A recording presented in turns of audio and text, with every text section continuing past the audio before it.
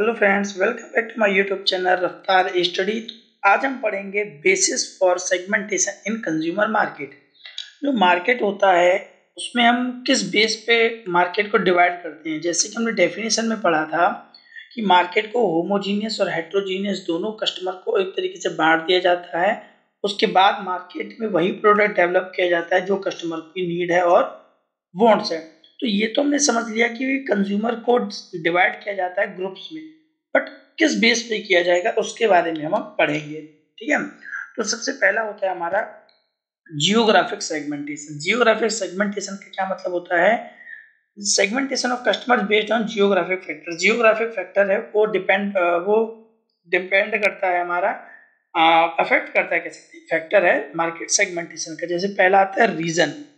Reason which means और जो customers हैं वो हमारे कहाँ से बिलोंग्स कर रहे हैं, कौन सी कंट्री से, कौन से स्टेट से, कौन से सिटी और कौन से डिस्ट्रिक्ट से। क्योंकि देखिए अलग अलग रीजन में प्रोडक्ट के डिमांड अलग अलग होती है, ठीक है ना। अलग अलग कस्टमर टाइप्स मिलते हैं, क्योंकि एक कह सकते हैं इंडिया में जो कस्टमर्स है उनको कुछ चीज़ पसंद है और जो विदेश में है उनको कुछ दूसरी चीज़ पसंद है। दोनों का अलग अलग हो सकता है। कुछ शहर में इस चीज़ को जैसे बोलते हैं ना कि हमारे इस राज्य में ये पाया जाता है इसलिए ये खाया जाता है, दूसरा चीज़ वहाँ नहीं मिलता तो वो लोग नहीं खाते हैं। तो वेरी करता है। अब ये रीजन क्या है हमारा? रीजन की वजह से, क्योंकि एक देश में जो चीज प्रोडक्ट जिसकी डिमांड है कस्टमर की वो दूसरे देश में भी होगा ये जरूरी नहीं होता है। After that size of population भी डिपेंड करता है कि ज़्यादातर मेजॉरिटी जो पीपल्स हैं वो किस चीज़ की डिमांड कर रहे हैं, किस चीज़ की उनको नीड है, उसी हिसाब से प्रोडक्ट को डेवलप किया जाता है और लोगों तक पहुंचाया जाता है। Population density. पॉपुलेशन डेंसिटी का मतलब होता है जैसे बोलते हैं कि पर 1000 पीपल्स में कितने लोग फीमेल हैं, कितने मेल हैं और कितने चिल्ड्रंस हैं, उसके हिसाब से ही किया जाता है। या फिर कह सकते हैं इस शहर की डेंसिटी, मतलब इसमें पर 1 किलोमीटर के अंदर रहने वाले लोगों की जनसंख्या है वो कितनी है। ज़्यादा है तो ऑब्वियस सी बात है डिमांड भी ज़्यादा होगी उस प्रोडक्ट को, तो प्रोडक्ट की डिमांड ज़्यादा होगी तो प्रोडक्ट को डेवलप भी ज़्यादा किया जाएगा। ठीक है, फिर आता है क्लाइमेट। क्लाइमेट भी वेरी करता है कि किस प्रकार का मौसम है। अब जैसे बोलते हैं ना इन सीजन आउट सीजन, यदि जिस चीज़ का सीजन है उस हिसाब से प्रोडक्ट भी डेवलप किया जाता है। बोल सकते हैं यहाँ पे बरसातें ज़्यादा होती हैं तो बरसात ज़्यादा होती है तो बरसात की मतलब की चीज़ें ही कस्टमर को प्रोवाइड करवाई जाएगी। कहीं पे धूप ज़्यादा है, कहीं पे ठंड ज़्यादा है, तो इस चीज़ क्लाइमेट कंडीशन भी डिपेंड करता है। ठीक है ना, तो ये जियोग्राफिक सेगमेंटेशन है जिस पर ये बेस डिपेंड करता है कंज्यूमर मार्केट। उसके बाद आता है हमारा डेमोग्राफिक सेगमेंटेशन। डेमोग्राफिक सेगमेंटेशन में आते हैं हमारे 4 पॉइंट्स: एज, इनकम, जेंडर और रीजन। अब देखिए एज कैसे अफेक्ट करता है मार्केट को। अब देखिए हमने पता किया एक पर्टिकुलर रीजन के अंदर, एक सिटी के बोल सकते हैं, एक सिटी के अंदर ज़्यादातर जो लोग हैं वो 25 ऐसे बोल सकते हैं 0 to 30 एज के हैं। अब 0 to 30 एज है तो ये बोल सकते हैं कि युवा पीढ़ी है, यंग जनरेशन है। अब यंग जनरेशन की जो डिमांड होगी प्रोडक्ट की वो काफ़ी मॉडर्न टाइप की होगी, तो वहाँ पर आपको ओल्ड तरीके से ट्रेडिशनल वाले जो प्रोडक्ट्स बनाने से कोई फ़ायदा नहीं है। फैशन डिजाइनिंग का समय है और डिजाइनिंग वाले जो लोग भी हैं तो उस हिसाब से प्रोडक्ट आपको तैयार करने पड़ेंगे। तो एज ऑफ पर्सन भी डिपेंड करता है मार्केट को बांटने में।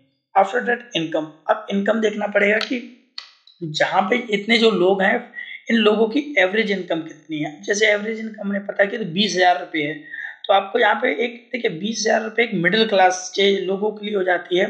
तो आप मिडिल क्लास के लोगों जैसा ही प्रोडक्ट वहाँ पर आप बेचेंगे, हाई क्लास की कोई चीज़ नहीं कर देंगे। जैसे आप 20,000 कमाने वाले लोगों के बीच में आप एप्पल का स्टोर कहीं आप चालू कर देते हैं तो ये नहीं चलेगा, क्योंकि उन लोगों को अफोर्डेबल नहीं है, वो लोगों के इनकम से बाहर है, तो वो इस चीज़ को परचेज नहीं करेंगे।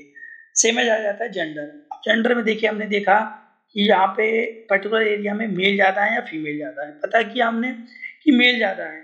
अब मेल ज़्यादा है तो आप फीमेल वाले प्रोडक्ट ज़्यादा सेल नहीं कर सकते वहाँ पे, ठीक है ना। और क्योंकि मेल है वो फीमेल का क्या करेंगे उस प्रोडक्ट का, तो ज़्यादातर नहीं, कम से कम तो शॉप्स हों वहाँ पे और उसके बाद आप कर सकते हैं। तो जेंडर भी डिपेंड करता है इस चीज़ के ऊपर, ठीक है ना।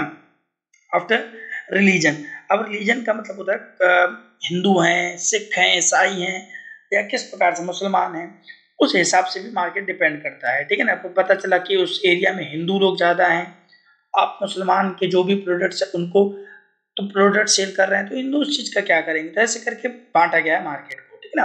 तो डेमोग्राफिक बेसिस पर बांटा गया है, लोगों की एज, इनकम, जेंडर और रिलीजन के हिसाब से।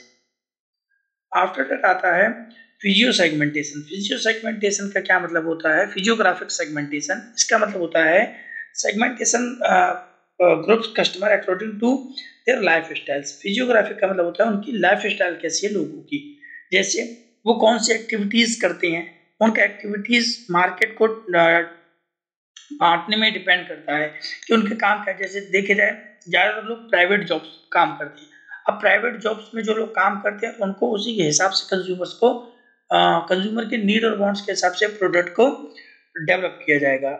सेकंड आ जाता है हमारा इंटरेस्ट।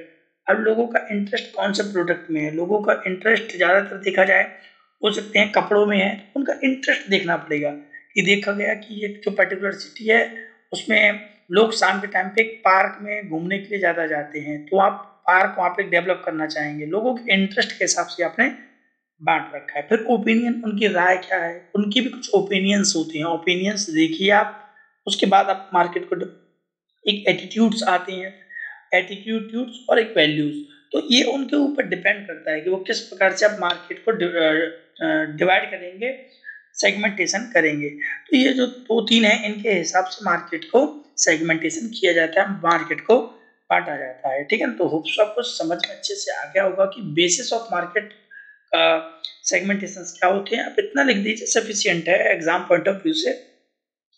और किसी प्रकार के कोई क्वेश्चंस क्रिएट होता है तो आप कमेंट बॉक्स में जाकर के कमेंट कर सकते हैं। आपको सेम डे नहीं तो आप 1 और 2 वर्किंग डेज में आपको रिप्लाई उसका जरूर मिलेगा आपको, क्योंकि काफ़ी ज़्यादा कमेंट्स आते हैं, उससे हर एक का रिप्लाई देना पॉसिबल नहीं हो पाता है। अब जो वीडियो अच्छी लगी होगी लाइक शेयर और सब्सक्राइब करना, आने वाली वीडियोस और आपको मिलती जाएंगी। इस वीडियोस की आपको रिक्वायरमेंट है आप कमेंट में कीजिए, जरूर आपकी बात को सुनकर उस वीडियो पे काम किया जाएगा। Thank you.